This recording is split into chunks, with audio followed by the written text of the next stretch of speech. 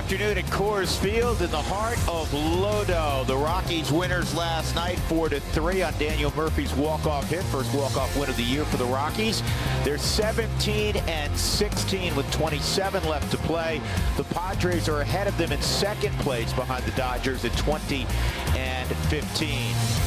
Ryan Castellani is going to be on the mound this afternoon, as we were describing during the pregame show. Here's the Southwest batting order. As you see Trent Grisham getting his bat, helmet, set to go. Fernando Tatis will bat second. Manny Machado is going to be the DH this afternoon. He'll be in there in the 3-hole. Then it's Hosmer, Cronenworth, Will Myers, Ty France at third base, Jurickson, Profar, the former infielders in left field, and Austin Hedges is behind the plate.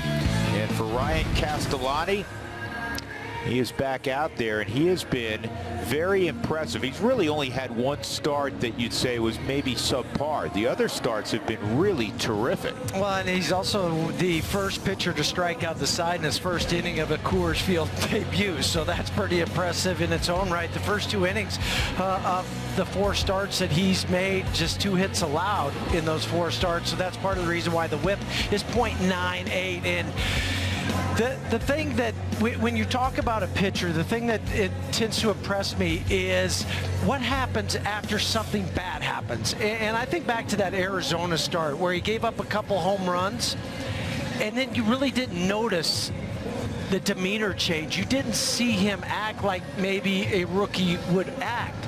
So those things impress me. And I think when you're talking about the pitch selection too, with his fastball, changeup, slider, and curveball, the interesting thing is you're really not sure when any of those 4 pitches are going to show up. And that's been...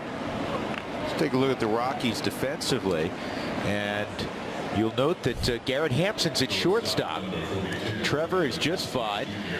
Buddy's giving him a day off his feet, but he's going to keep him in the lineup naturally as the DH. So it's Arenado and Hampson left side, McMahon, and again, Fuentes at first. Boy, he's done a nice job with the glove in particular. Drew Butera, as Spilly was telling you, is behind the plate, and that's been a good thing. 7-2 in his starts. And the outfield of Tapia, Hilliard, and Blackman.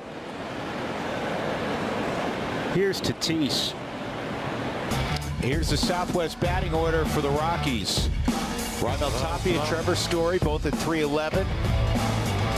Then it's Arenado, Blackman, McMahon, Hampson, Fuentes, Hilliard, and Butera against the guy known as the Sheriff, Chris Paddock. He's the Sheriff because he wears his cowboy boots and a hat. Going back to his Texas roots on the day he starts.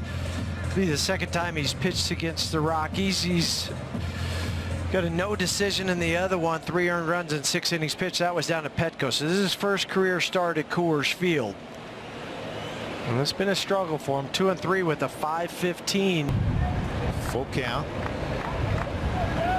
Last 4 starts for Chris Paddock. He's 0-3 with a 7.32.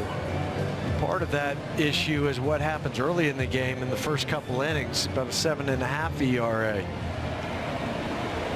Now, the word adjustments is so frequently used in baseball, whether individually or collectively. And, you know, the league may be adjusting a little bit, entering play today out of the leadoff spot. It started 17 out of the last 18 games, too. So here's the Padres defensively. No Manny Machado at third. Ty France is there.